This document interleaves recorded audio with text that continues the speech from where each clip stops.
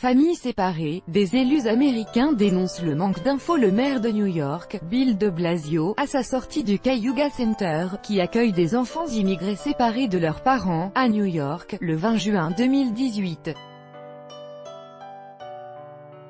Reuters, Brendan McDermid. La confusion règne toujours aux États-Unis autour de la réunion des familles de migrants illégaux séparés par les autorités. 500 des 2342 enfants concernés ont retrouvé leurs parents, mais aucun processus administratif n'a été mis en place au plan fédéral, alors que les enfants ont été répartis sur tout le territoire. Du coup, les autorités locales tentent de se débrouiller pour obtenir les informations nécessaires.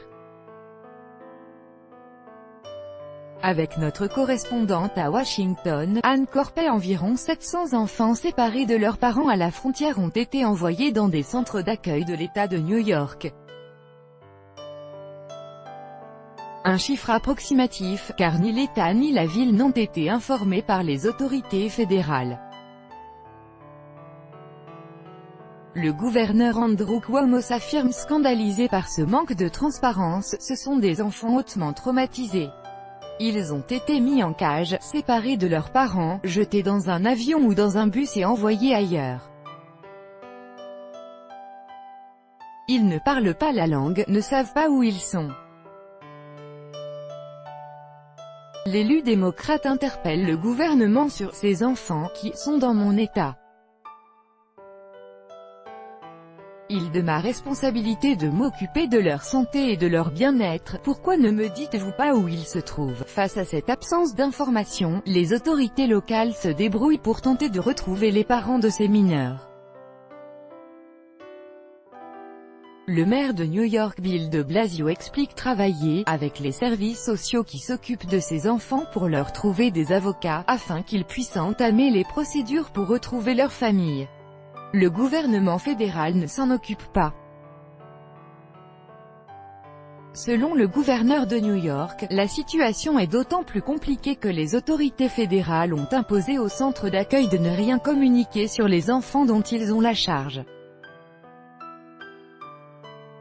Au sud des États-Unis, des associations de droits de l'homme locales et nationales tentent d'aider les familles de migrants à se retrouver.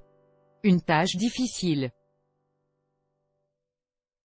La première étape selon Bob Libal, membre de l'organisation locale Grassroots Leadership, est de libérer les mères afin qu'elles puissent demander à retrouver leurs enfants.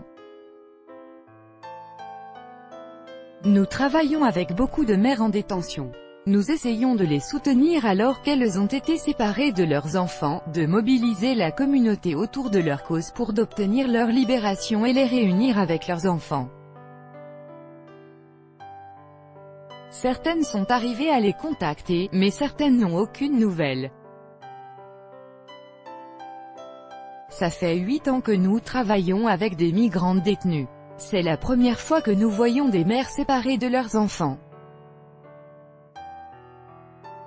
C'est une politique terriblement cruelle, même le nouveau décret qui dit globalement, si nous ne vous séparons pas à la frontière alors nous allons vous emprisonner ensemble. On ne peut pas utiliser la justice fédérale criminelle en plus du système d'expulsion pour punir des personnes qui viennent aux États-Unis. Reportage, le discours de Donald Trump devant une association de familles de victimes de crimes commis par des migrants. Voici des citoyens américains séparés de manière permanente de leurs proches aimés. Le mot « permanente » est un mot auquel vous devez penser, permanent. Ils ne sont pas séparés pour un jour ou deux, mais séparés de manière permanente. Parce qu'ils ont été par des étrangers criminels en situation irrégulière. Ce sont des familles que les médias ignorent.